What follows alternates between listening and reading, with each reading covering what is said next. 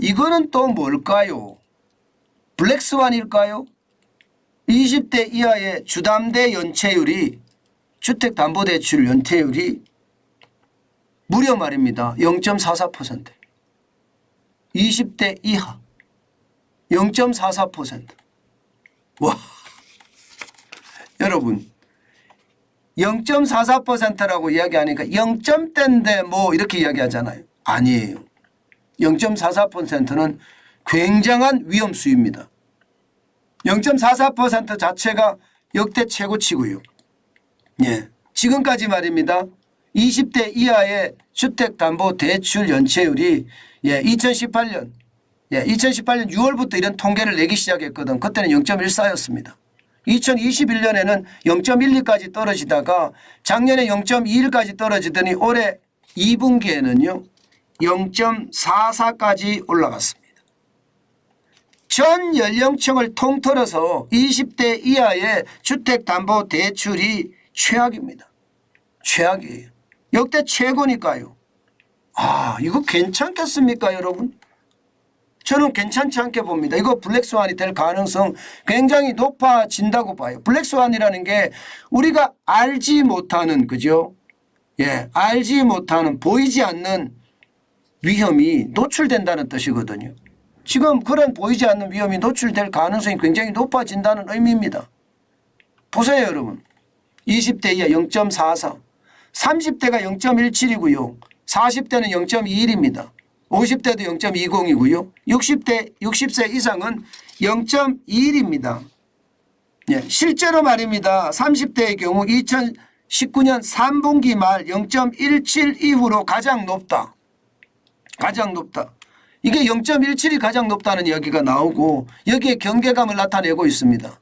그런데 0.44면 경계감이 아니라 이거는 자칫 잘못하면 무너질 수도 있다. 이런 이야기가 되는 거잖아요. 물론 말입니다. 이 20대 이하가 늘어난 게 청년 전월세 대출이 좀 많았다. 뭐 그렇게 이야기해요. 청년 전월세 대출. 예, 그래서 이게 19세에서 30세 이하 청소년 가운데 무소득자도 대출을 해줬거든요. 참 저는 이런 게 이해가 잘 안 돼요. 무소득자에게 대출을 해준다는 포퓰리즘, 이런 게 솔직히 이해가 안 되지만 어쨌든 대출을 해줬습니다. 그에 따른 대출에 뭐 무소득자니까 이게 이자를 못 내는 거 어쩌면 당연할 수도 있지 않겠습니까? 그래서 늘어나는 거라고 보입니다. 문제는 제가 블랙스완이라고 이야기했잖아요. 왜 제가 블랙스완이라는 이름까지 달았느냐 하면 말입니다. 블랙스완이라는 자체가 위기라는 뜻이잖아요. 달한 이유가 이거예요. 금액이 적지 않습니다. 금액이 2023년 2분기 기준으로 보면 34조 2,500억이나 됩니다. 34조 2,500억. 적지 않죠 여러분. 진짜 많죠. 2018년 3분기만 하더라도 13조 4,700억 원. 거기에 비하면 5년 사이에 지금 154.3% 2.5배가 늘었다는 거예요. 금액으로 20조 7,800억 원이 늘었다는 겁니다. 이게 블랙스완이 될 가능성 진짜 높다고 여러분들도 생각 들지 않으세요?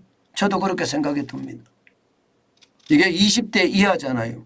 예, 물론 이제 부모가 담보를 대신해 줄 수도 있겠죠. 그렇지만 부모도 한계가 있는 거거든요.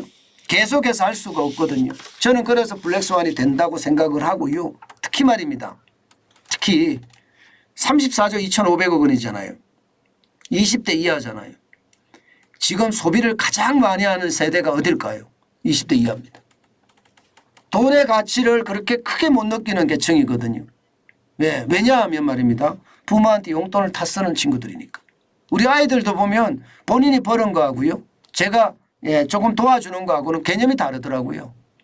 그처럼 말입니다. 소비가 문제가 될 수가 있습니다. 소비가. 이게 장기적으로도 문제가 될 수 있다는 뜻이잖아요. 그죠? 장기적으로도. 그러니까 블랙스완이라는 금융 불안에 대한 것도 있지만 소비에 대한 문제도 있다는 거예요. 어디 그뿐입니까? 20대 이하면 결혼을 해야 돼요. 결혼을 해야 되는데 이게 결혼이나 출산을 포기할 가능성도 있습니다. 그렇게 되면 안 그래도 인구 지진이 일어나서 난리인데 지금 얼마나 심해질지 그것을 생각하면 솔직히 두렵기까지 합니다. 여러분 포퓰리즘이요. 예, 당장은 좋아 보여요. 당장 나한테 돈이 들어오니까 좋거든요. 그런데 결론적으로 가면 그건 내가 다 갚아야 됩니다. 아니면 내 자식이 다 갚아야 돼요. 결국은 말입니다. 누군가는 달콤한 유혹에 넘어가서 아주 잠깐은 달콤한 여유를 즐기지만 시간이 지나면 지날수록 그 달콤한 여유가 독이 된다는 사실 여러분 잘 아셔야 돼요. 문재인 정부 내내 돈 뿌렸잖아요. 그래서 국가부채가 600조였던 게 1000조까지 올라갔습니다. 예, 돈을 받는 사람 입장에서는 너무나 좋았는지 모르지만 그것을 보고 있는 혈세라고 생각하는 국민의 입장에서는 속이 터졌습니다. 오죽했으면 포퓰리즘이 나라를 망친다는 말을 하겠습니까? 이게 결국은요 포퓰리즘으로 세상이 진짜 더럽혀졌다. 저는 그런 생각을 해요. 한탕주의가 나는 것도 그런 측면이고요. 저는 심지어 칼부림이 나는 것도 그런 측면이라고 저는 해석이 돼요.